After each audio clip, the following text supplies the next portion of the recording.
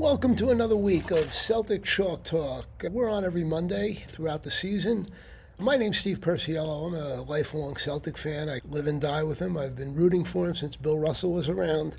In fact, my first hero when I watched as a young boy games in all sports. This week we're going to talk about the Celtics, and what a week it was.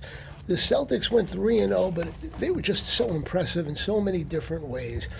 Let's begin by talking about the first game of the week against Utah.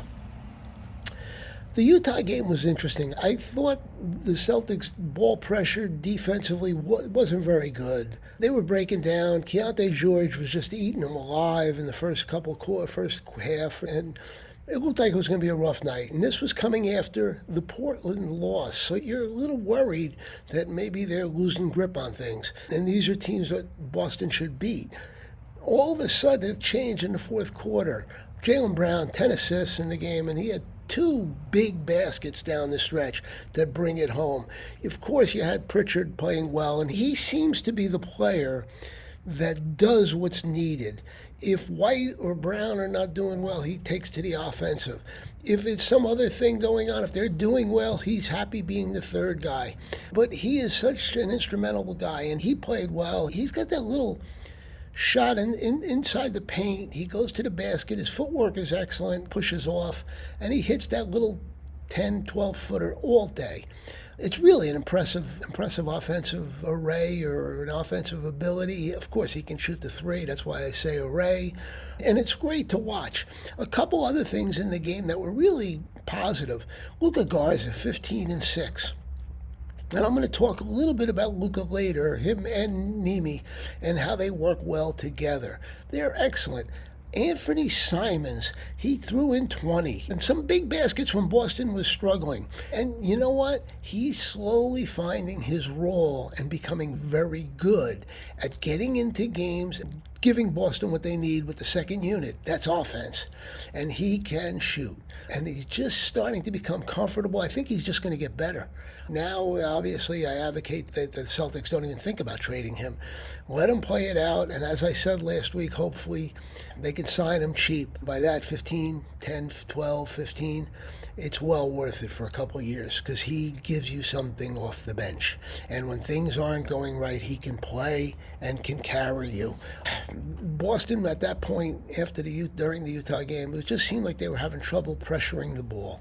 And they needed to begin to fix those things. Next, we go against the Kings. The Kings come out hot. How many times have we seen this before?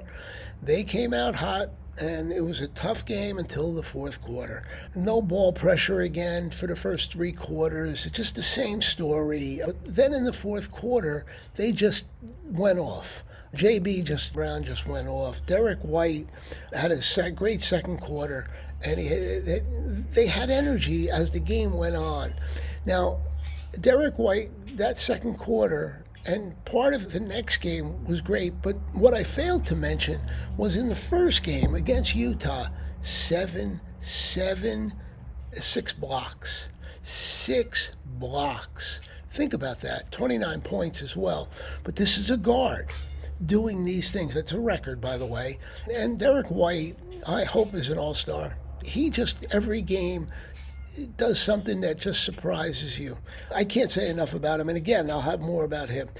But going back to the Kings game, in the second quarter, he kept Boston going. The Kings were really pushing Boston, but naturally, the bench came in, and they did a great job, high energy, all those good things that they bring, and they changed the momentum. In the fourth quarter, the defense picked up.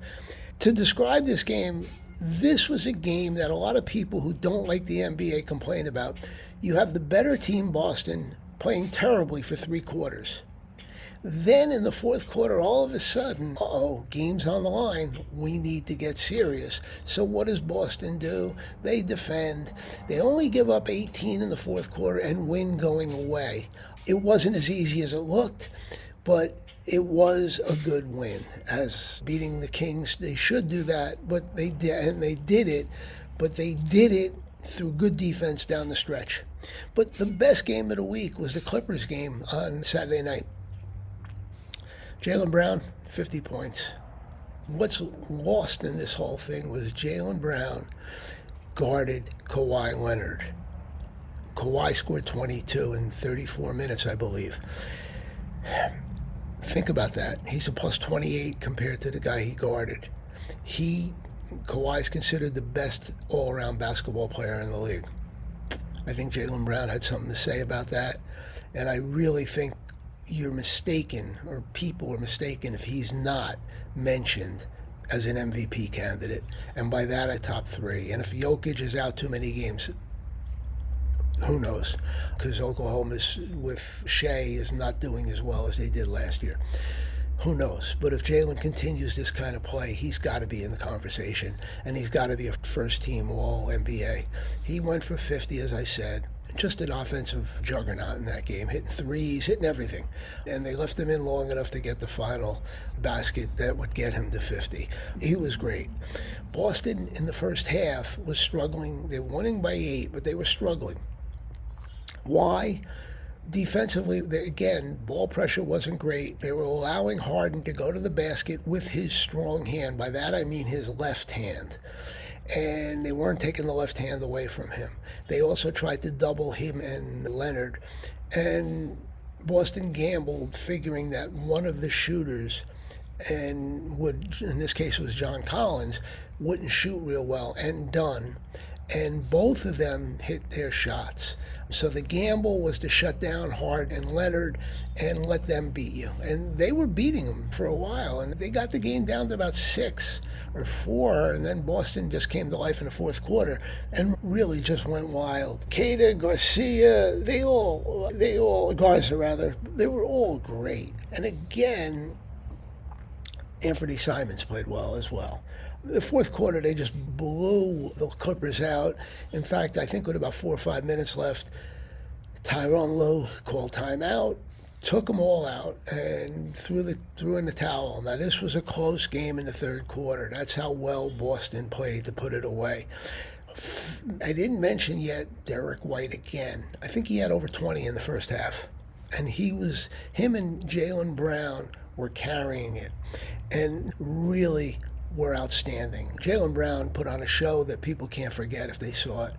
And when he got taken out, there were a lot of Celtic fans at the game, but a lot of the fans gave him a standing ovation, and well-deserved. A couple points I want to make. For the Celtics, I said a couple times that the 3 guys have to play well. What I'm realizing, meaning Brown, White, and Pritchard, for them to win, they need 2.